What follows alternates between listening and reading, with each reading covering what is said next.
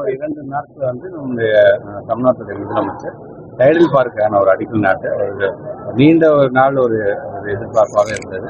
அதுவும் நம்முடைய சட்டமன்ற உறுப்பினர் நம்முடைய மீன்வள தலைவர்களும் அடிக்கடி சட்டமன்றத்தில் பேசினாருன்னா இவர் நான் பார்க்கும்போது தான் அவர் பேசிட்டே இருந்தார். ஸோ அந்த ஒரு முன்னெடுப்பு அதற்கும் நம்மளுடைய மாண்புமிகு அமைச்சர் நம்மளுடைய டிஆர்பி ராஜாக்கு நான் நன்றி சொன்னேன். ஏன்னா டைம் கிடைக்கும் போது தான் சிஎம் ஆஃபீஸ்க்கு டக்குன்னு உள்ள போந்து நாங்கள் வந்து அதுக்கான கோரிக்கை பார்த்தோம்.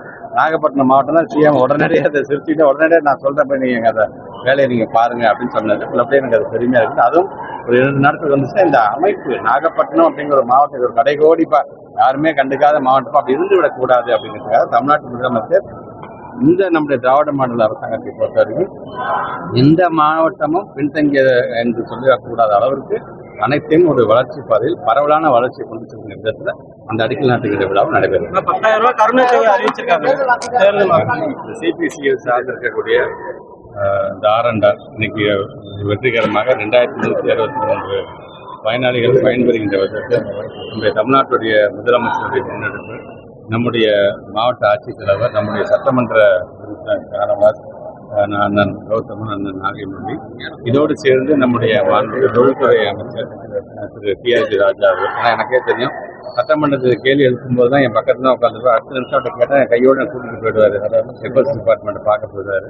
நேரம் கிடைக்கும் போது தான் தமிழ்நாட்டு முதலமைச்சர் அவரும் எடுத்து சொன்னார். நேற்று நம்முடைய மாண்புமிகு அமைச்சர் டிஆர்பி ராஜா அவர்களுக்கும் எங்களுடைய நாகை மாவட்டத்தை சார்ந்திருக்கின்ற மக்கள் பிரதிநிதிகள் சார்பாக என்னுடைய நன்றியை தெரிவித்து ஏறத்தாழ 112 கோடி ரூபாய் மதிப்புகளான இந்த ஒரு இழப்பீடு தொகையை வழங்கியிருக்கிறோம்.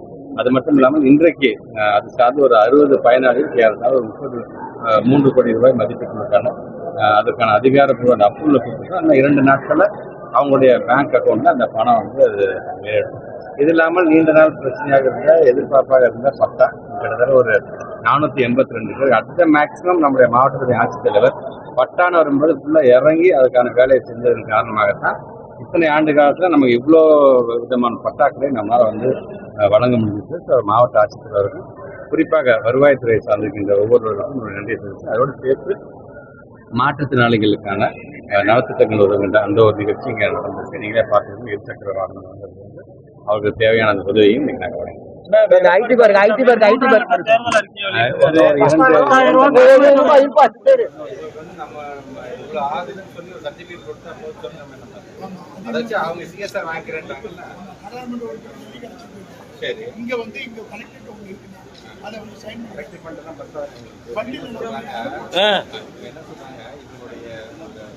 சிகிச்சைக்கு வந்து இத்தனை கோடி செலவாகும் நம்முடைய டிபார்ட்மெண்ட் சொன்னால் போதும். ஹெல்த் டிபார்ட்மெண்ட் அதுக்கு அது ஃபாலோ பண்ணிக்கணும். கரெக்டாக நான் கேட்பேன். ஏன்னா அதை அனுப்பிச்சிட்டா தான் இந்த சிஎஸ்ஆர் போட்டு வாங்க முடியும். அரசாங்கம் 16 வந்து அரசாங்கம் யோசிக்கிறது இதுக்கான பார்த்து சிஎஸ்ஆர் வாங்கிக்கலாம்.